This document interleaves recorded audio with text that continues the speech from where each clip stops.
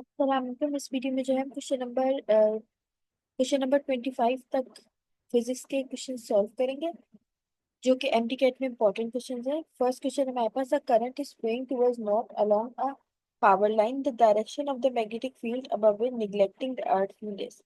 तो आपको पता है हम राइट हैंड थंब रूल को यूज करेंगे, जिसके अंदर जो राइट हैंड थंब की तरफ डायरेक्शन होगा वो नॉर्थ का होगा, करंट का होगा जो कि नॉर्थ डायरेक्शन में होगा। उसके अलावा जो हम फिंगर्स को कर्ल करेंगे वो क्या बताएंगे, वो मैग्नेटिक फील्ड का डायरेक्शन बताएंगी। और उसके ऊपर जो वायर मौजूद होता है वो मैग्नेटिक फील्ड किस तरफ जा रही है, ईस्ट की तरफ जा रही है, वो ये बताएगी। तो मेरे पास आंसर क्या होगा, ऑप्शन बी करेक्ट होगा। उसके बाद क्वेश्चन नंबर 2 है हमारे पास, a very long solenoid has 800 turns per metre length, a current of 3.2 ampere flows through it, the magnetic induction at the middle point of the solenoid on its axis is approximately. तो जो magnetic field के अंदर जो magnetic field जो होता है वो develop होता है सोलेनॉइड के अंदर, उसका हमें पता है। उसका फॉर्मूला क्या होगा, B is equal to U naught N I, जिसमें फिर जब हम यू नॉट को अलग करेंगे हमारे पास क्या आ जाएगा, 4 पाई एक्सपोनेंशियल -7। सॉरी, यू नॉट की वैल्यू ये आ गई। एन की वैल्यू हमें पता है 800 होती है, और आई की वैल्यू क्या होती है, 3.2। और फिर जब हम बी के अंदर यहाँ यू नॉट की वैल्यू और एन की वैल्यू और आई की वैल्यू डालेंगे तो हमारे पास आंसर अप्रोक्स क्या आ जाएगा, 16 एक्सपोनेंशियल -4 टेस्ला। ऑप्शन ए हमारा सही है। उसके बाद क्वेश्चन नंबर 3 हमारे पास, if current is pass in a spring with a weight hung on it, then the spring. मतलब करंट जो है वो एक स्प्रिंग से पास हो रहा है और वो उसके ऊपर क्या हैंग हुआ है, वेट हैंग हुआ है। तो क्या होगा, तो करंट आपको पता है वो स्प्रिंग के थ्रू जब पास होता है तो हर कॉइल एक स्मॉल सोलेनोइड की तरह बिहेव करती है, जिससे क्या होता है, एक मैग्नेटिक फील्ड बनता है। और जो लूप्स होते हैं स्प्रिंग के, वो करंट कैरी करते हैं एक डायरेक्शन में, जिसकी वजह से एक रिपल्सिव फोर्स होती है, इसको हम लॉरेंस फोर्स भी बोलते हैं, जो कि स्प्रिंग के एक्सपैंड होने से बनती है। तो ऑप्शन बी हमारा सही होगा, विल एक्सपैंड।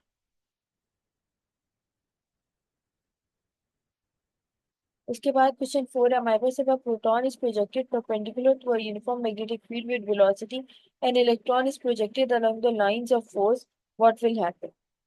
तो जो प्रोटॉन होता है वो क्या होगा, वो मूव करेगा सर्कल में, और फिर उसकी स्पीड जो होगी कांस्टेंट रहेगी, और कोई अफेक्ट नहीं होगा इलेक्ट्रॉन के मोशन पर। तो हमारे पास आंसर बी सही होना चाहिए। और हमें पता है कि चार्ज पार्टिकल जो होता है वो परपेंडिकुलरली मूव करता है मैग्नेटिक फील्ड में और सर्कुलर पाथ बनाता है। और जो प्रोटॉन होता है जब वो परपेंडिकुलर मूव करेगा तो सेंटीमीटर फोर्स होगी उसके अंदर। उसके बाद तो हमारे पास ऑप्शन बी करेक्ट हो गया, हम उसको मार्क कर देते हैं। उसके बाद नेक्स्ट क्वेश्चन नंबर 5 है हमारे पास, when a charge particle moves in a uniform magnetic field. तो क्या होगा, जब एक चार्ज पार्टिकल एक ऐसे फील्ड के अंदर जा रहा है जिसके अंदर मैग्नेटिक फील्ड क्या है, यूनिफॉर्म, तो क्या होगा। तो आपको पता है जो मैग्नेटिक फील्ड होता है वो परपेंडिकुलरली एक्ट करता है वेलोसिटी पर, पार्टिकल की वेलोसिटी पर। और क्या होता है, जिसकी वजह से सर्कुलर मोशन में मूव करता है। क्योंकि फोर्स जो क्या होती है वो परपेंडिकुलर होती है, तो कोई वर्क नहीं होता। और जो है काइनेटिक एनर्जी हमेशा कांस्टेंट रहती है, मतलब कि इसके ऊपर कोई चेंज नहीं आता। और मोमेंटम जो होता है वो चेंज होता जाता है, यानी कि ऑप्शन डी हमारा करेक्ट होगा। Momentum changes but not energy, momentum हमारा चेंज होता रहता है लेकिन एनर्जी क्या होती है वो सेम रहती है। उसके बाद नेक्स्ट क्वेश्चन है हमारे पास, question number 6, a cable carries a current of 1 ampere vertically upward. The magnetic field produced by it at a point 10 centimeter north will be।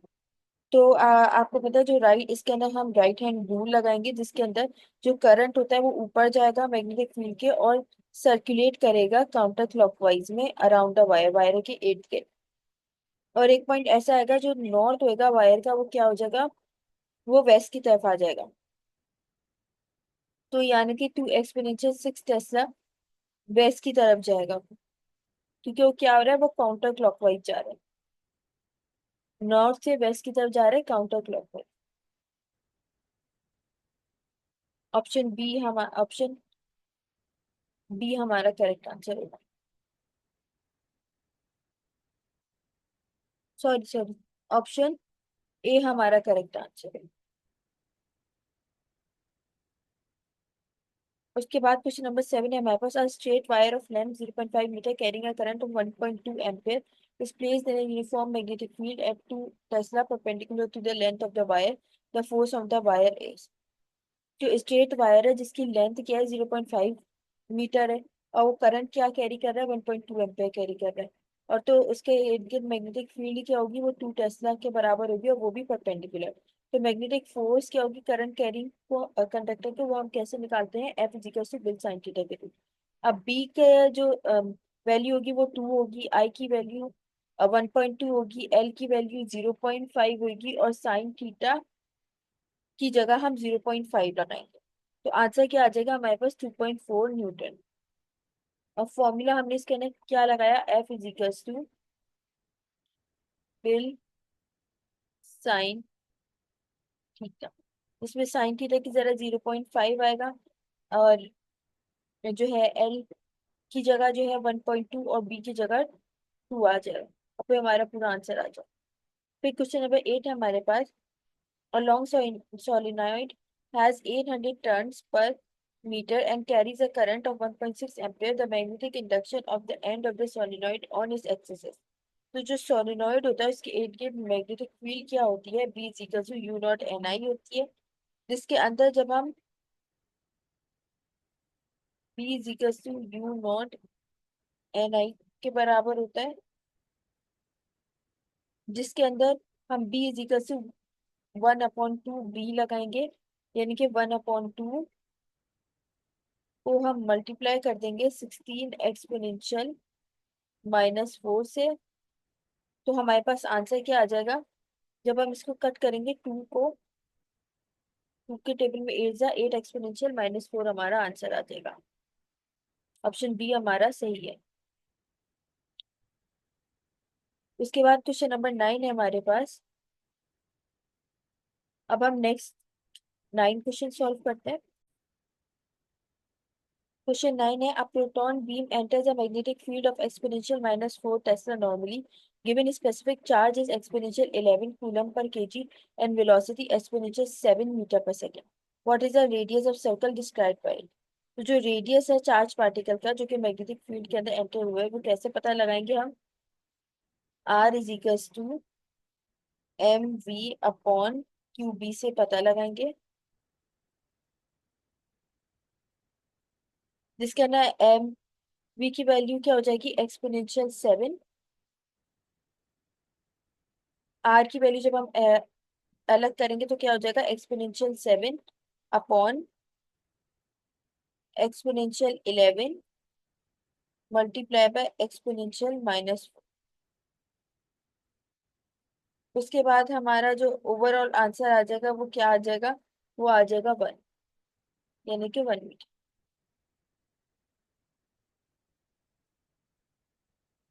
उसके बाद नेक्स्ट क्वेश्चन है हमारे पास। Question number 10, a charge particle of mass m and charge q travels in a circular part of radius r perpendicular to a magnetic field b. The time taken to complete one revolution is. तो जो time period होता है एक revolution का, वो कैसे निकाला जाता है, T is equal to 2 pi r upon v से निकाला जाता है। और r की जगह हम m अपॉन क्यू बी भी लिख सकते हैं। जैसे टू हमारे पास टाइम की वैल्यू क्या होती है 2 पाई r अपॉन, तो जब हम इसकी पूरी वैल्यू लिखेंगे तो क्या हो जाएगा 2 pi m upon Q B.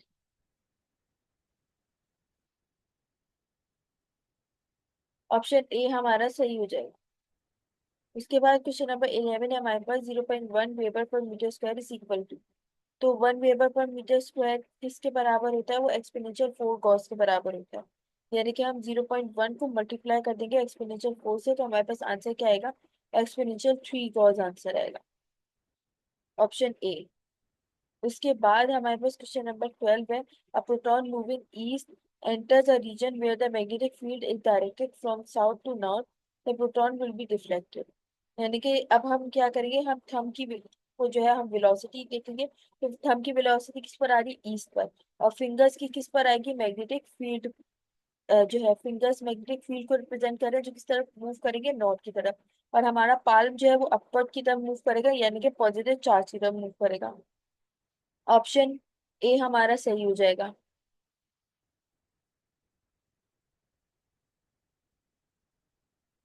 उसके बाद क्वेश्चन नंबर 13 है हमारे पास। क्वेश्चन नंबर 13 है हमारे पास। A proton, neutron and alpha particle are accelerated through the same potential difference and enter uniform magnetic field, what is the ratio of their kinetic energy. Kinetic energy जो gain होती है charge particle की electrical field में, वो कैसे पता लगाई जाती है। Kinetic energy is equal to Q V, यानी कि वन एक्सपोनेंशियल वन, वो सॉरी 1:1:2 हो जाएगी। वो कैसे होगी, काइनेटिक एनर्जी को जो है चार्ज पार्टिकल और इलेक्ट्रिक फील्ड से जब डालेंगे तो होगी। ऑप्शन डी हमारा कनेक्ट हो जाएगा। उसके बाद क्वेश्चन नंबर 15 है हमारे पास। A path an electron, an electron is injected. तो जो चार्ज पार्टिकल होता है वो जो कि यूनिफॉर्म मैग्नेटिक फील्ड के अंदर एंटर होता है, उसकी डायरेक्शन और वेलोसिटी आपको पता करनी है। तो वेलोसिटी क्या होती है, वो पूरी तरह से परपेंडिकुलर होती है फील्ड के। जैसे कि F is equal to Q V B sine theta, मतलब कि इन दोनों के अंदर क्या है, परपेंडिकुलर 90 डिग्री का एंगल बन रहा है। और वेलोसिटी पैरेलल कब होती है, जब पार्टिकल सीधा मूव कर रहा होता है और कोई परपेंडिकुलर फोर्स उसके ऊपर एक्ट नहीं कर रही होती। और वेलोसिटी परपेंडिकुलर और पैरेलल दोनों कब होती है, जब वो हेलिकल पार्ट बना रहा होता है। और आपसे पूछा ये गया है कि जब इलेक्ट्रॉन यूनिफॉर्म मैग्नेटिक फील्ड के अंदर एंटर होता है तो वो पैरेलल फोर्स फील्ड डायरेक्शन की, तो वो कब होती है, तो वो होती है जब क्या हो, जब वो हेलिक्स बना रहा हो। ऑप्शन ए हमारा सही है। उसके बाद क्वेश्चन नंबर 16 है हमारे पास। अब हम क्वेश्चन नंबर 16 को देखते हैं। फोर्स ऑफ अ प्रोटॉन,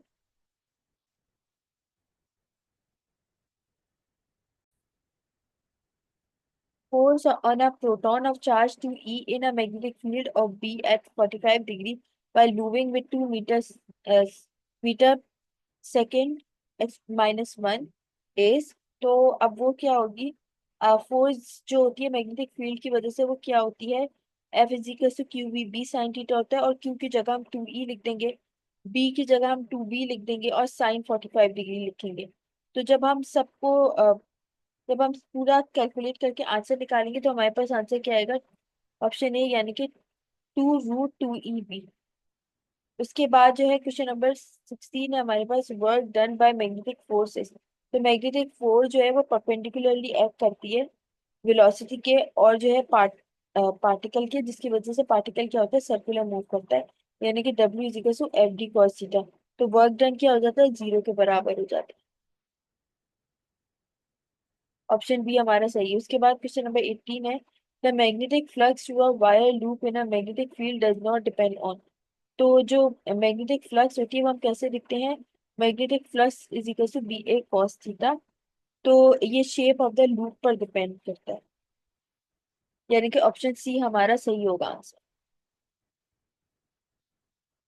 उसके बाद क्वेश्चन नंबर 19 है हमारे पास। A square coil of area exponential -2 m² is placed perpendicular to a uniform magnetic field of strength exponential -2 Weber per meter square. The magnetic flux through the coil is। तो magnetic flux is to B A cos theta वाला formula लगाएंगे, जिसमें B की जगह exponential -2, उसके बाद ए की जगह एक्सपोनेंशियल -2 लगा देंगे दोनों की जगह। और cos थीटा में तो 1 ही आएगा, तो सेम ही रहेगा। और जब हम इन दोनों का टोटल करेंगे, एक्सपोनेंशियल -2 और एक्सपोनेंशियल -2 को मल्टीप्लाई करेंगे इस तरह, एक्सपोनेंशियल -2 मल्टीप्लाई बाय एक्सपोनेंशियल -2, तो हमारे पास आंसर क्या आ जाएगा, एक्सपोनेंशियल -4 आंसर आ जाएगा। यानी कि ऑप्शन डी हमारा सही हो जाएगा। और ये क्या था, मैग्नेटिक फ्लक्स इजी। उसके बाद क्वेश्चन नंबर 20 है हमारे पास। क्वेश्चन नंबर 20 है हमारे पास। A proton moving in a velocity v is acted upon a proton moving with velocity v is acted upon electrical field E and magnetic field B. The proton will move and undeflected by।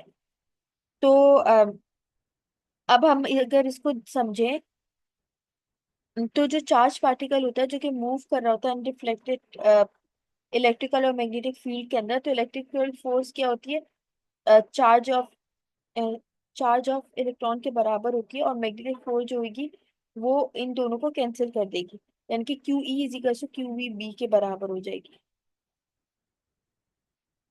यानी कि Q ई किसके बराबर हो जाएगी, Q V B के बराबर हो जाएगी। और फिर वी किसके बराबर हो जाएगा, ई अपॉन वी के बराबर हो जाएगा। और अब ई बी और बी को देखें तो ये म्यूचुअली एक दूसरे के क्या है, परपेंडिकुलर है। तो यही वजह है कि हमारे पास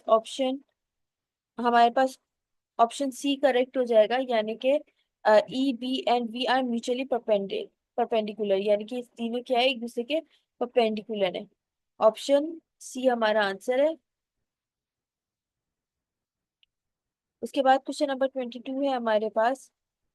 the question number 21, sorry. The magnetic flux through a wire loop in a magnetic field does not depend on. तो जो मैग्नेटिक फ्लक्स होता है वो किस पे देखा जाता है, बी ए कॉस थीटा पे देखा जाता है। और जो फ्लक्स होता है वो एरिया पर, मैग्नेटिक फील्ड स्ट्रेंथ पर और एंगल पर डिपेंड करता है। और लूप जो शेप होता है वो उसका चेंज हो रहा होता है। और अ, जो चेंज हो रहा होता है शेप, उसका कोई इफेक्ट नहीं पड़ता मैग्नेटिक फ्लक्स पर। तो ऑप्शन हमारा कौन सा सही होना चाहिए, हमारा ऑप्शन बी करेक्ट होना चाहिए कि the shape of the loop पर डिपेंड करता है।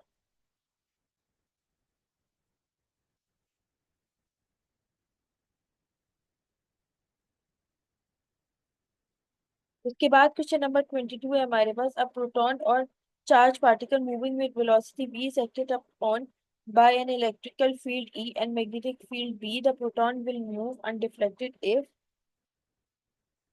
इसके अंदर भी वही है कि v और B क्या होंगे, अगर परपेंडिकुलर, म्यूचुअली परपेंडिकुलर होंगे तो। उसके बाद क्वेश्चन नंबर 23 है। F1 and F2 are the forces acting on alpha particle and an electron respectively when moving perpendicular to the same magnetic field then। तो मैग्नेटिक फोर्स क्या होती है, एक चार्ज पार्टिकल होती है, हम उसको ऐसे देखते हैं कि अल्फा पार्टिकल किसका हो, हीलियम न्यूक्लियस का, तो इसका चार्ज क्या होगा, 2e के बराबर होगा।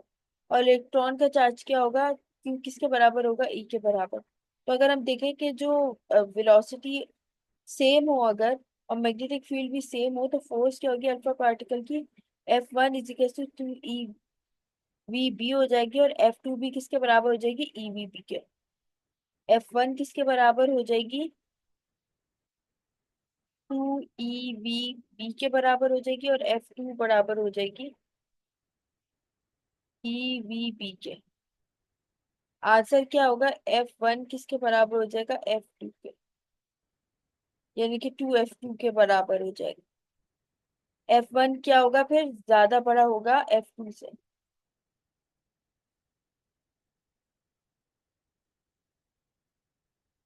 उसके बाद क्वेश्चन नंबर 24 हमारे पास है। Uniform magnetic field of 3 gram exists in plus x direction। The proton moves in y direction with a speed of 5 exponential 6 meter per second। The magnitude of the force on the proton is। तो force जो होती है proton के ऊपर वो कैसे पता लगाई जाती है, F is equal to Q B B sine theta से पता लगाया जाता है। क्यू की वैल्यू हमें पता है 1.6 एक्सपोनेंशियल माइनस 19 होती है। वेलोसिटी की 5 एक्सपोनेंशियल 6 होती है। और मैग्नेटिक फील्ड जो है वो हम कैसे पता लगाएंगे, अब 3g जो है वो, जिसको हम 3 गॉस यानी कि 3 एक्सपोनेंशियल टेस्ला के बराबर होगी। जब हम इन सबको मल्टीप्लाई करेंगे तो हमारे पास आंसर क्या आ जाएगा, 2.4 एक्सपोनेंशियल माइनस 16। उसके बाद क्वेश्चन नंबर 25 पे हमारे पास current is flowing towards north along a power line the direction of the magnetic field above it neglecting the earth field is। तो जो डायरेक्शन होती है मैग्नेटिक फील्ड की करंट कैरिंग कंडक्टर की, जिसके हम निग्लेक्ट कर देते हैं, क्या होती है, जो थंब का डायरेक्शन होता है वो नॉर्थ पे होता है, और फिंगर जो कर्ल्ड हो रही होती है वायर की, वो होती है, और जो वायर होता है वो किसकी तरफ होता है, वेस्ट की तरफ होता है। तो आपसे ये पूछा गया है कि जो डायरेक्शन होता है मैग्नेटिक फील्ड का, जो कि अर्थ के मैग्नेटिक फील्ड को निग्लेक्ट कर रहा होता है, वो क्या होता है? तो वो वेस्ट होता है, यानी कि ऑप्शन डी हमारा सही है। अब हम जो है केमिस्ट्री के क्वेश्चन सॉल्व करेंगे। हम केमिस्ट्री के क्वेश्चन सॉल्व करेंगे। केमिस्ट्री का फर्स्ट क्वेश्चन हमारे पास, enthalpy of neutralisation of all strong acid and strong bases have the same value because, यानी कि जो एंथैल्पी होती है न्यूट्रलाइजेशन की, वो एसिड और बेसिस की सेम होती है, क्यों होती है? तो आपको पता है जो स्ट्रॉन्ग एसिड होते हैं और स्ट्रॉन्ग बेसिस होते हैं, उनका रिएक्शन क्या होता है? यानी कि हाइड्रोजन और, यानी कि हाइड्रोजन आयन और जो ओ एच आयन है, ओ एच नेगेटिव आयन, वो कंबाइन होता है तो वाटर बनता है। और क्योंकि रिएक्शन क्या है, इनका जो इंथैल्पी चेंज होता है वो सेम रहता है, कॉन्स्टेंट रहता है, जो कि अप्रोक्सीमेटली -57 किलो जूल पर मोल होता है। तो स्ट्रॉन्ग एसिड और स्ट्रॉन्ग बेस के अंदर इन्वॉल्व नहीं होते हैं। तो इसलिए हमारे पास ऑप्शन डी करेक्ट होगा कि जो नेट केमिकल चेंज होता है कॉम्बिनेशन में, जिसके अंदर हाइड्रोजन आयन और ऑक्सीजन आयन कंबाइन होते हैं, वो वाटर बनाते हैं। ऑप्शन डी हमारा करेक्ट हो जाएगा। उसके बाद क्वेश्चन नंबर 2 है हमारे पास। क्वेश्चन नंबर 2 है, total heat energy can be calculated in a bomb calorimeter by using the following formula. तो जो हीट एनर्जी होती है वो हम बॉम्ब कैलोरीमीटर में किस फॉर्मूले के थ्रू मालूम कर सकते हैं? तो हम वो मालूम कर सकते हैं, है C multiply by T, Q is equal to C multiply by T के जरिए, मल्टीप्लाई बाई टी के जरिए, जिसके अंदर जो है क्यू की वैल्यू हीट एनर्जी, क्यू बोलते हैं हम हीट एनर्जी को, सी बोलते हैं हीट कैपेसिटी ऑफ कैलोरीमीटर को, और टी बोलते हैं चेंज इन टेम्परेचर को। तो यानी कि हमारे पास ऑप्शन क्या होगा? ऑप्शन बी हमारा आंसर होगा। उसके बाद क्वेश्चन 3 है हमारे पास, which of the following reaction represent enthalpy of formation as well as enthalpy of combustion. तो जो एंथैल्पी ऑफ फॉर्मेशन होती है, जो कि एनर्जी होती है चेंज की, व्हेन हम कह सकते हैं कि जब कंपाउंड होता है, मूल का कंपाउंड होता है, वो बनता है किसके जरिए? एलिमेंट्स के जरिए, तब ये बनता है। उसके अलावा तो और जो स्टैंडर्ड स्टेट होता है, जब ऑक्सीजन ऑक्सीजन की मदद से बर्न होती है कार्बन डाइऑक्साइड, ऑक्सीजन के साथ कार्बन बर्न होता है, तो क्या मिलता है हमें? कार्बन डाइऑक्साइड मिलती है, जो कि क्या बताती है कि इंथैल्पी ऑफ फॉर्मेशन और इंथैल्पी ऑफ कंबशन क्या होती है? सेम ही चीज होती है, क्योंकि कार्बन और ऑक्सीजन मिलते हैं तो कार्बन डाइऑक्साइड बनती है, इसलिए ऑप्शन सी हमारा करेक्ट होगा। उसके बाद क्वेश्चन नंबर 4 है हमारे पास, which one of the following reaction represent enthalpy of formation as well as enthalpy of combustion। तो जो रिएक्शन होता है, जो कि फॉर्मेशन और कंबस्शन दोनों को बताते हैं कार्बन डाइऑक्साइड की, वो क्या होता है कि जब कार्बन जो कि सॉलिड फॉर्म में, और ऑक्सीजन जो कि गैस की फॉर्म में होता है, जब वो दोनों कंबाइन होते हैं तो क्या बनता है? वे कार्बन डाइऑक्साइड मिलते हैं। तो ऑप्शन सी हमारा करेक्ट हो जाएगा। उसके बाद क्वेश्चन नंबर 5 है हमारे पास, जो delta H will be given a negative sign in. तो जो डेल्टा एच होता है, वो नेगेटिव साइन किस में होता है? तो वो एक्सोथर्मिक में होता है, आपको पता है। और एंडोथर्मिक में डेल्टा एच क्या होता है? पॉजिटिव होता है। और एक्सो में नेगेटिव क्यों होता था? क्योंकि क्या होता था, ये जो है वो सिस्टम से बाहर आ रही होती थी सराउंडिंग में। और एंडो में पॉजिटिव क्यों हो रहा है? क्योंकि सराउंडिंग से सिस्टम में अंदर आ रही है, इसलिए ऑप्शन ए हमारा सही होगा, एक्सोथर्मिक। उसके बाद क्वेश्चन नंबर 6 है हमारे पास, the amount of heat evolved or absorbed by keeping reactant and product at one atmospheric pressure at one temperature is called। तो जो स्टैंडर्ड एंथैल्पी चेंज होता है, जिसको हम डेल्टा एच नॉट भी बोलते हैं, वो मेजर कब होता है? जब 1 atm प्रेशर हो और 298 केल्विन जो है हमारा टेम्परेचर हो। वो बताता है कि हीट जो एक्सचेंज है रिएक्शन के दौरान, वो किस कंडीशन में होगी। तो ऑप्शन बी हमारा करेक्ट होगा, यानी कि स्टैंडर्ड एंथैल्पी चेंज के अंदर मौजूद होगी। ऑप्शन बी हमारा आंसर है। उसके बाद क्वेश्चन नंबर 7 है हमारे पास, heat of neutralisation of NH4OH and HCl base. यानी कि जब हम NH4OH और HCl को मिलाएंगे, यानी कि हम एक बेस को एसिड से मिलाएंगे, वीक बेस को जब हम एक स्ट्रॉन्ग एसिड से मिलाएंगे तो क्या होगा? तो ग्रेटर देन 13.7 किलो कैलोरी मोल जो है वो रिलीज होगा। ऑप्शन सी हमारा करेक्ट होगा। उसके बाद क्वेश्चन नंबर 8 है हमारे पास, heat of neutralisation of a strong acid and strong base is nearly equal to. तो जो स्ट्रॉन्ग एसिड होता है और स्ट्रॉन्ग बेस होता है, जब हम उनकी न्यूट्रलाइजेशन कराते हैं, जैसे एच आयन और ओ एच आयन की, तो हमें वाटर मिलता है। इसका रिएक्शन हमेशा कब होता है? जब और क्या चीज रिलीज होती है जब वाटर बनता है? तो 57 kilo joule mole of heat release होती है, चाहे वो एसिड बेस यूज इक्विवेलेंट हो। तो ऑप्शन बी हमारा करेक्ट हो जाएगा, -57 किलो जूल। उसके बाद क्वेश्चन नंबर 9 है हमारे पास, the total heat content of a system is called. तो यानी कि जो इंथैल्पी डेल्टा एच होती है, इंथैल्पी जिसको हम एच भी बोलते हैं, तो वो क्या बताती है, टोटल हीट का कंटेंट बताती है जो सिस्टम के अंदर मौजूद होता है प्रेशर पर, कांस्टेंट प्रेशर पर। तो इसके अंदर क्या मौजूद होता है, इंटरनल एनर्जी मौजूद होती है और प्रेशर वॉल्यूम का वर्क मौजूद होता है। यानी कि H equal to U plus PV या H equal to U W. W किसके बराबर होता है, पीवी के। तो हमारे पास ऑप्शन बी करेक्ट हो जाएगा, यानी कि इंथैल्पी करेक्ट हो जाएगा। उसके बाद क्वेश्चन नंबर 10 है हमारे पास, हीट इवॉल्व और absorb during a reaction can be measured using which formula. यानी कि हीट जो एवॉल्व हो रही है या जो एब्जॉर्ब हो रही है, जो अंदर जा रही है या जो बाहर आ रही है, वो हम किस फॉर्मूले के जरिए चेक कर सकते हैं। तो हम वो कैलकुलेट किसके जरिए करते हैं, Q is equal to M C delta T के जरिए। Q is equal to M C delta T, option D हमारा करेक्ट है। और जिसका ना क्यू की वैल्यू, क्यू क्या बता रही होगी, हीट बता रही होगी, एम मास बताता है, सी क्या बताता है, स्पेसिफिक हीट कैपेसिटी बताता है, और डेल्टा टी क्या बताता है, वो टेम्परेचर का चेंज बताता है। उसके बाद हम क्वेश्चन नंबर 11 की तरफ मूव करते हैं। क्वेश्चन नंबर 11 में हमारे पास, for the reaction like C H T C O O H, क्या देता है, सी एच टी सी ओ ओ जो कि नेगेटिव आइन और एच की पॉजिटिव आइन। तो जो रिएक्शन होता है ये क्या बता रहा होता है, ये डिसोसिएशन बता रहा होता है कि एसिडिक एसिड किस में कन्वर्ट होता है, आयंस के अंदर कन्वर्ट होता है। उसके अलावा जो इंथैल्पी होती है आयनाइजेशन की, वो क्या बताती है, हीट के कितनी हीट की जरूरत होगी एक आयन को एक आयनाइज करने में, एक मोल को। तो हमें हमारा आंसर क्या होना चाहिए, इंथैल्पी ऑफ आयनाइजेशन बताने के एक मोल को आयनाइज करने के लिए कितनी एनर्जी की जरूरत होगी। तो ऑप्शन सी हमारा करेक्ट। उसके बाद क्वेश्चन नंबर 12 में हमारे पास, the spontaneous endothermic reaction is. तो स्पॉन्टेनियस एंडोथर्मिक रिएक्शन क्या होता है, एंडोथर्मिक रिएक्शन क्या करता है, हीट को एब्जॉर्ब करता है। और स्पॉन्टेनियस का मतलब क्या होता है, जो खुद ब खुद हो रहा हो, बगैर किसी एक्सटर्नल एनर्जी के इनपुट के बगैर हो रहा हो, किसी टेम्परेचर पर। और आपको पता है जो फॉर्मेशन होती है नाइट्रोजन डाइऑक्साइड की, वो किसके जरिए होती है, Na2O3, और किसके साथ, ऑक्सीजन के साथ, जब एंडोथर्मिक रिएक्शन होता है स्पॉन्टेनियस तब होती है। तो ऑप्शन ए हमारा करेक्ट होना चाहिए, Na2O3 और ऑक्सीजन जब मिलते हैं तो वो 2 moles of nitrogen dioxide gas बनाते हैं। उसके बाद हमारे पास क्वेश्चन 13 है, enthalpy of neutralisation is represented as. यानी कि जो इंथैल्पी होती है वो किस तरह रिप्रेजेंट की जाती है, तो वो डेल्टा एच एन के थ्रू की जाती है, ऑप्शन बी हमारा सही है। उसके बाद क्वेश्चन नंबर 14 है हमारे पास, the heat content of all elements in the standard state is taken as. यानी कि जो हीट कंटेंट होता है स्टैंडर्ड स्टेट पर क्या लिया जाता है, तो वो तो जीरो लिया जाता है, क्योंकि जो इंथैल्पी होती है फॉर्मेशन की किसी भी एलिमेंट की स्टैंडर्ड स्टेट पर क्या होती है, जीरो होती है। ऑप्शन बी हमारा करेक्ट हो गया। उसके बाद क्वेश्चन नंबर 15 है हमारे पास, in which of the following neutralisation reaction the heat of neutralisation will be highest. मतलब कौन से रिएक्शन में हीट ऑफ न्यूट्रलाइजेशन हाईएस्ट होगी, तो कब होगी, जब स्ट्रॉन्ग एसिड और स्ट्रॉन्ग बेस मिलेंगे तो उसकी हाईएस्ट एंथैल्पी होगी। और किसकी, न्यूट्रलाइजेशन की।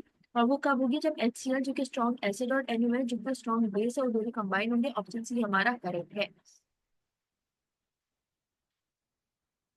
उसके बाद हमारे पास क्वेश्चन नंबर 16 है, विच of the symbol of standard heat of formation.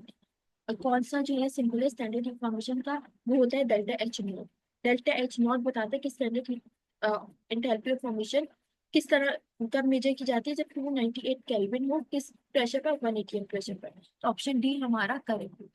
उसके बाद हम नेक्स्ट क्वेश्चन की तरफ मूव करते हैं। Question number 17, heat of neutralisation is least when. मतलब हीट ऑफ न्यूट्रलाइजेशन सबसे कब कब होती है, तो जब वीक एसिड और वीक बेस मिलते हैं तो एक्स्ट्रा एनर्जी निकलती है, आयनाइजेशन होती है, और क्या होती है, डेल्टा एच कम हो जाता है। तो हमारे पास ऑप्शन बी करेक्ट होना चाहिए, यानी कि NH4OH जब न्यूट्रलाइज होता है इसके साथ, तो वो क्या देता है, CH3COOH देता है। ऑप्शन बी हमारा करेक्ट होगा। उसके बाद अब क्वेश्चन नंबर 18 है हमारे पास, the heat of combustion is measured by. तो हीट ऑफ कंबशन यानी कि जो हीट जब रिलीज होती है, जब हम कार्बन और ऑक्सीजन को बर्न करते हैं और हमें कार्बन डाइऑक्साइड मिलती है, उस हीट को क्या बोलते हैं, तो वो क्या होती है, बॉम्ब कैलोरीमीटर के थ्रू मेजर की जाती है। यानी कि कंबशन होती है, इंथैल्पी, कंबशन इंथैल्पी जो होती है किस पर, कांस्टेंट वॉल्यूम पर। जब वॉल्यूम कांस्टेंट रखा जाए तब जिस मशीन को यूज करके हम हीट ऑफ कंबशन को मालूम करते हैं उसको बोलते हैं बॉम्ब कैलोरीमीटर। उसके बाद क्वेश्चन नंबर 19 है हमारे पास, The heat required to convert 1 mole of solid directly into vapor at STP square. यानी कि वो हीट जो कि जिसकी जरूरत होती है जब हम कन्वर्ट कर रहे हो 1 मोल सॉलिड को किसके अंदर, वेपर के अंदर। यानी कि हम क्या कर रहे हैं, हम सब्लिमेशन कर रहे हैं, यानी कि डायरेक्ट सॉलिड को गैस के अंदर कन्वर्ट कर रहे हैं। अगर हम सॉलिड को लिक्विड में कन्वर्ट कर रहे होते हैं तो वो जो है सब्लिमेशन नहीं होगा। अभी हम क्या कर रहे हैं, हम सॉलिड को डायरेक्टली कन्वर्ट कर रहे हैं गैस के अंदर। सॉलिड को अगर लिक्विड में कन्वर्ट करते तो वो मेल्टिंग होता, और अगर लिक्विड को हम सॉलिड में कन्वर्ट करते हैं तो वो क्या होता है, वो फ्रीजिंग होता। अभी हम डायरेक्टली सॉलिड को गैस में कन्वर्ट कर रहे हैं, इसलिए हमारा आंसर क्या होगा, स्टैंडर्ड हीट ऑफ सब्लिमेशन। उसके बाद क्वेश्चन नंबर 20 है हमारे पास। A bomb calorimeter is used as, यानी कि जो बॉम्ब कैलोरीमीटर उसका काम क्या होता है, ये पिछले क्वेश्चन में भी मौजूद था। इसका काम होता है जो इंटरनल एनर्जी होती है उसको मेजर करना, और क्या करना कि और वॉल्यूम को चेंज ना होने देना। वॉल्यूम को बगैर चेंज किए इंटरनल एनर्जी को चेंज को मेजर करना, वो काम होता है बॉम्ब कैलोरीमीटर का। तो हमारा आंसर क्या होना चाहिए, ऑप्शन ए, यानी कि कॉन्स्टेंट वॉल्यूम पर इंटरनल एनर्जी को मेजर करना। उसके बाद क्वेश्चन नंबर 21 है हमारे पास, which of the correct symbol for standard heat of combustion. यानी कि जो सिंबल क्या होता है कंबस्शन, जब हम हीट की कंबस्शन कर रहे हो तो उसका सिंबल क्या यूज किया जाता है, तो वो तो सिंपल है डेल्टा एच नॉट, वो सिंबल यूज किया जाता है। अब क्वेश्चन नंबर 22 है हमारे पास, for which equation is delta H reaction equal to delta H for the product. यानी कि जो इक्वेजन है डेल्टा एच की रिएक्शन की, वो कब बराबर होती है डेल्टा एच की, जब वो प्रोडक्ट मतलब reactant, delta H of reactant और प्रोडक्ट कब इक्वल होते हैं वो आपने बताना है। तो वो अब ये रिएक्शन जो है हमारे पास जिसके अंदर SE4 बन रहा है, वो क्या है, वो इंथैल्पी ऑफ फॉर्मेशन उसके अंदर की जा रही है। तो ऑप्शन बी हमारा करेक्ट होना चाहिए, जिसके अंदर नियोन और फ्लोरीन मिलकर XeF4 बना रहे हैं। उसके बाद क्वेश्चन नंबर 23 हमारे पास, विच प्रोसेस इज एंडोथर्मिक। अब एंडोथर्मिक रिएक्शन मैंने आपको क्या बताया था, जो कि जिसके अंदर सिस्टम है और सराउंडिंग है, और सराउंडिंग से सिस्टम के अंदर हीट मूव कर रही है, उसको एंडोथर्मिक बोलते हैं। और इसके अंदर जो वैल्यू होती है वो क्या होती है, डेल्टा एच की, वो होती है पॉजिटिव। तो इसके अलावा जो इसके अंदर क्या होती है, इलेक्ट्रोलिसिस ऑफ वाटर होती है, यानी कि वाटर की मदद से सब्जेक्ट को तोड़ा जा रहा है। इलेक्ट्रोलिसिस ऑफ वाटर हाइड्रोलिसिस की जा रही है एक किस्म की। तो ऑप्शन सी हमारा करेक्ट होना चाहिए, इलेक्ट्रोलिसिस ऑफ वाटर। उसके बाद क्वेश्चन नंबर 24 है हमारे पास, enthalpy change for neutralisation of strong acid and strong bases. यानी कि जो एंथैल्पी चेंज होता है जब स्ट्रॉन्ग एसिड और स्ट्रॉन्ग बेस मिलते हैं तो क्या बनता है। तो क्या होगा, वो बिल्कुल दोनों का सेम होगा, और वो वैल्यू क्या होगी, -57 kJ/mol। तो हमारा आंसर क्या होगा, option D is always the same. उसके बाद क्वेश्चन नंबर 25 है हमारे पास, the enthalpy change for a reaction does not depend on. यानी कि जो एंथैल्पी चेंज होती है रिएक्शन का, वो किस पर डिपेंड नहीं करता। तो वो डिपेंड नहीं करता, वो स्टेट ऑफ फंक्शन पर डिपेंड नहीं करता, और मतलब कि जो पाथ वो फॉलो कर रहा होता है उस पर डिपेंड नहीं करता। वो किस पर डिपेंड करता है, वो डायरेक्ट जो बीच के स्टेप्स होते हैं वो उस पर डिपेंड नहीं करता, जो प्रोडक्ट बन रहा है उस पर डिपेंड करता है। यानी कि हमारा आंसर क्या होना चाहिए, ऑप्शन सी, यानी कि नेचर ऑफ इंटरमीडिएट स्टेप पर डिपेंड नहीं करता। Option C will be our answer, इसको मार्क कर देते हैं। अब हम जो है बायो के क्वेश्चन सॉल्व करें। तो बायो का फर्स्ट क्वेश्चन है हमारे पास, the central nervous system of chordates is. तो जो सेंट्रल नर्वस सिस्टम होता है कॉर्डेट्स का, वो डोर्सल होता है। इसके अलावा हॉलो नर्व होती है, हॉलो नर्व कॉर्ड्स होती हैं जो कि एपिडर्म से डेवलप होती है, और वो जो है बैक में यानी कि डोर्सल साइड जो पिछला हिस्सा होता है उससे कंटिन्यू होती है। और ये डिस्टिंग्विश करता है कॉर्डेट्स को बाकी इनवर्टिब्रेट्स से, क्योंकि इनवर्टिब्रेट्स के पास वर्टिब्रल कॉलम नहीं होता, कॉर्डेट्स के पास वर्टिब्रल कॉलम होता है जिसके अंदर वेंट्रल नर्व कॉर्ड्स मौजूद होती हैं। इसके अलावा जो है ऑप्शन डी हमारा करेक्ट होगा, क्योंकि वो डोर्सल होती है और हॉलो होती है।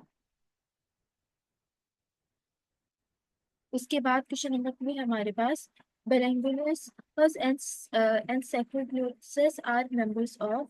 तो जो बेलेनोक्लस है और सेक्रोग्लोसस होते हैं वो मैरीन वर्म्स होते हैं। वो मैरीन में वर्म लाइक ऑर्गेनिजम्स होते हैं जो कि फाइलम हेमिकोडेटा से बिलोंग करते हैं। उसके अलावा ये कॉर्डेट्स और नॉन कॉर्डेट्स को कनेक्ट करते हैं, और इनके पास एक नोटोकॉर्ड टाइप का स्ट्रक्चर होता है जो कि क्या होता है, और क्या चीज मौजूद होती है, और पेरिंजियल ग्रीन स्लिट्स मौजूद होती है।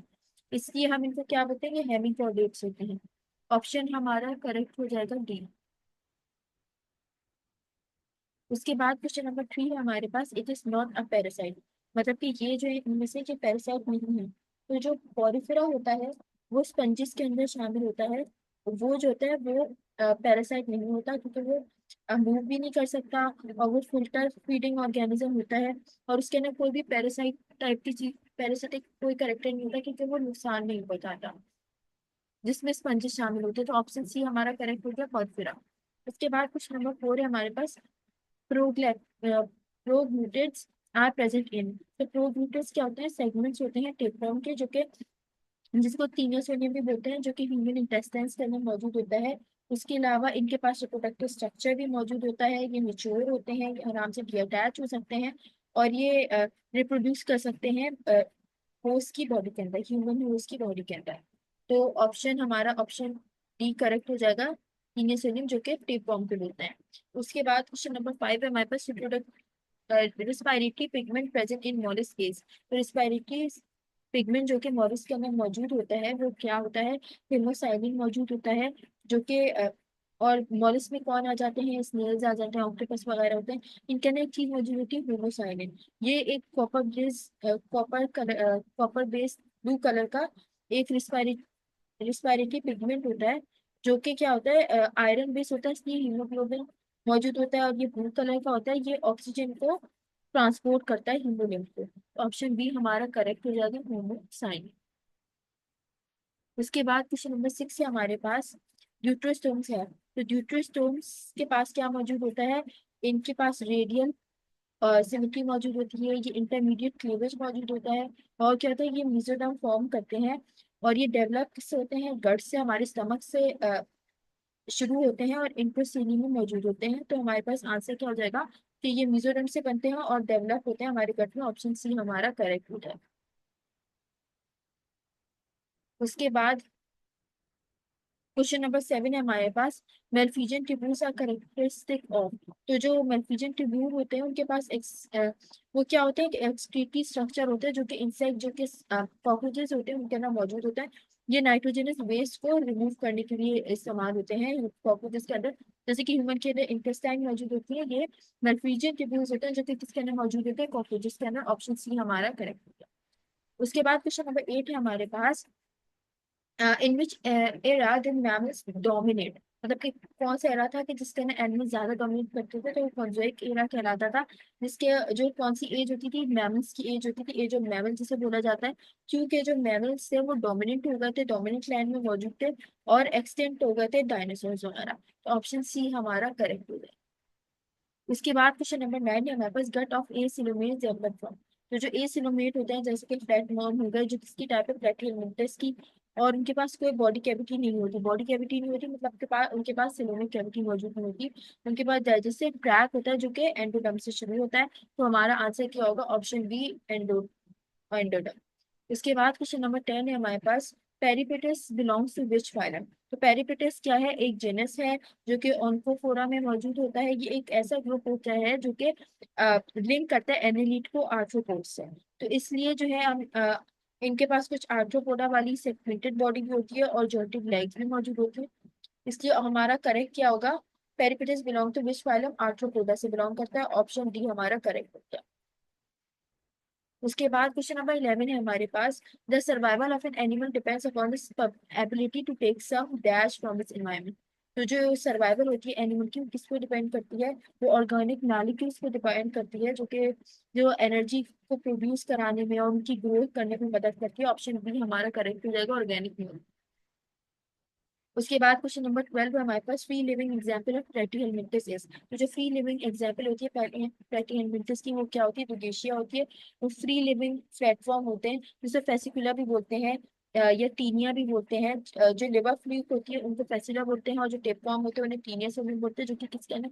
ये दोनों क्या होते हैं? पैरासिटिक होती है, ह्यूमन बॉडी के अंदर मौजूद होती है, और ये रिप्रोड्यूस भी कर सकती हैं, और ये जो ह्यूमन बॉडी को नुकसान पहुंचाती हैं।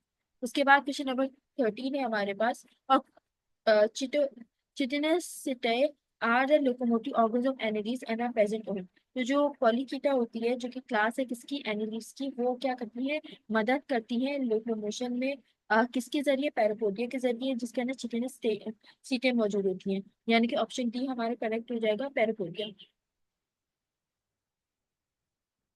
उसके बाद क्वेश्चन नंबर 15 है हमारे पास, Polychaeta have which of the following organs. तो पॉलीकीटा जो होते हैं मैरीन वॉर्म्स होते हैं, उनके अंदर टेंटिकल्स मौजूद होते हैं, पैल्स होते हैं, आईज मौजूद होती है, जो कि क्या करते हैं, सेंस करने में और फीड करने में, मतलब खाना लेने में मदद करते हैं। ऑप्शन डी हमारा करेक्ट हो जाएगा। इनके पास तीनों चीजें मौजूद होती है पॉलीकीटा के पास।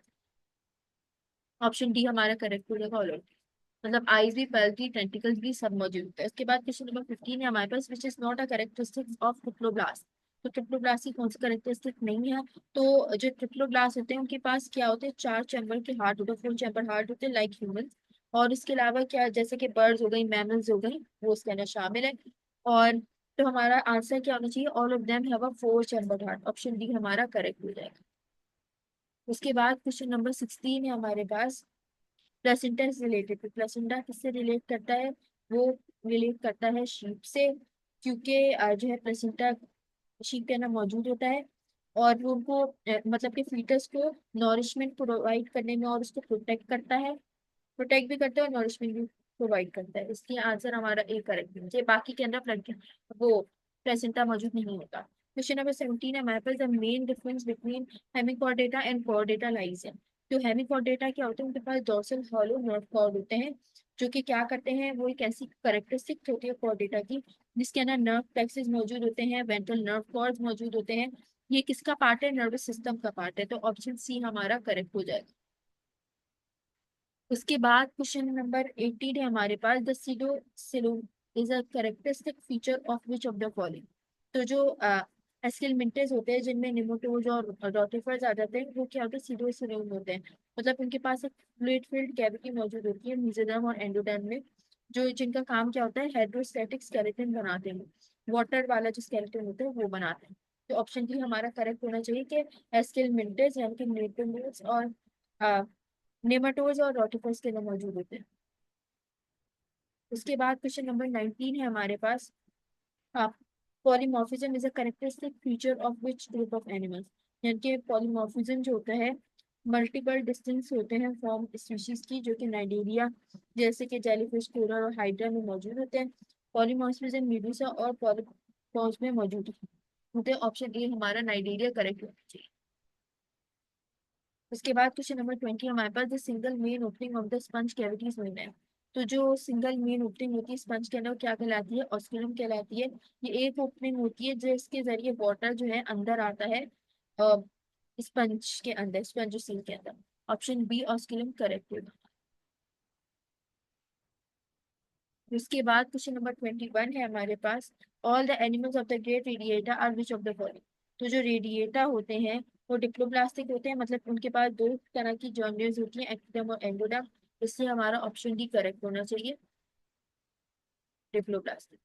उसके बाद क्वेश्चन नंबर 22 है हमारे पास, the only aquatic arthropods are. तो जो क्रुस्टेशियन जो होते हैं, जैसे कि क्रैब्स हैं, लॉबस्टर्स हैं, श्रिम्प हैं, उनके अंदर वो इक्वेटिक आर्थ्रोपोड्स होते हैं, जिनका काम क्या होता है, ये ज्यादातर टेरेस्ट्रियल होते हैं, मतलब कि ये लैंड पे ज्यादा मिलते हैं हमें। ऑप्शन ए हमारा क्रूस्टेशियन करेक्ट है। उसके बाद क्वेश्चन नंबर 23 हमारे पास, नाइजीरियस characterised by which of the following. यानी कि जो नाइजीरिया होते हैं वो टिश्यू लेवल ऑर्गेनाइजेशन होती है, निमेटोसाइट्स होते हैं, और क्या होते हैं, गैस्ट्रोवेस्कुलर कैविटी मौजूद होती है, जो कि डाइजेशन और सर्कुलेशन में मदद करती है। तो हमारे सारे ऑप्शंस करेक्ट होने चाहिए, ऑप्शन डी, मतलब कि पॉलिटॉन भी होते हैं, निमेटोप्लाज्म भी होते हैं, और टिश्यू लेवल ऑर्गेनाइजेशन भी इनके ना मौजूद होती है। क्वेश्चन नंबर 24 है हमारे पास, these animal have only the left aortic arch in their circulatory system. तो जो मैमल्स होते हैं वो क्या करते हैं, लेफ्ट ऑर्टिक आर्च होता है इनके अंदर, जो कि डेवलपमेंट में मदद करते हैं। इसके अलावा बर्ड जो होते हैं उनके पास राइट ऑर्टिक आर्च होते हैं, और क्रोकोडाइल्स होते हैं उनके पास दोनों ऑर्टिक आर्चेस मौजूद होते हैं। तो मैमल्स जो होती है वो होंगी जिनके पास दोनों मौजूद होंगी। ऑप्शन सी करेक्ट है, सॉरी, मैमल्स होंगी जिनके पास लेफ्ट ऑर्टिक आर्च मौजूद है। और फिर क्वेश्चन नंबर 25 है हमारे पास, the animals in which coelom is form due to splitting of mesoderm are known as which of the following. तो जो सिजोसेलोस डेवलपमेंट होती है मेसोडर्म के अंदर, वो क्या होती है, सिलोम को स्प्लिट करके कैरेक्टरिस्टिक होती है उसकी, जिसके जरिए वो बनती है। तो सिजोसेलोस हमारा आंसर होगा, एनिलीड, मोलस और आर्थ्रोपोड में मौजूद होती है।